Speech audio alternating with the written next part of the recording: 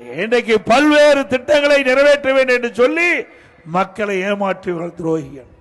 100 நாள் வேலை திட்டத்தை 150 நாளாக உயர்த்த வேண்டும் என்று சொல்லி நம்முடைய பெண்களுடைய வாக்குகளை பெற்று ஆட்சிக்கு வந்த பிறகு மறந்த துரோகி திரு ஸ்டாலின் அவர்கள். இப்படி துரோகத்தினுடைய மொத்த உருவம் யாரு? ஸ்டாலின். இன்றைக்கு ஸ்டாலின் பேசுறார், ஆட்சியை போனாலும் பரவாயில்லைன்னு. போகத்தான் போகுது, யாரு கேட்டு போகுது? இவ்வளவு மக்கள் எல்லாம் குழுமி இருக்கிறீங்க, ஆட்சி போது உறுதிதானே? இப்பதான் ஸ்டாலினுக்கு பயம் வந்திருக்குது, ஆட்சி போயிருந்து பயப்பதான் வந்திருக்குது. ஆட்சியே போனாலும் பரவாயில்ல, நான் யாருக்கும் பயப்பட மாட்டேங்கிறேன். ஆட்சியே போன பிறகு நீ யாருக்கு பயப்பட போற?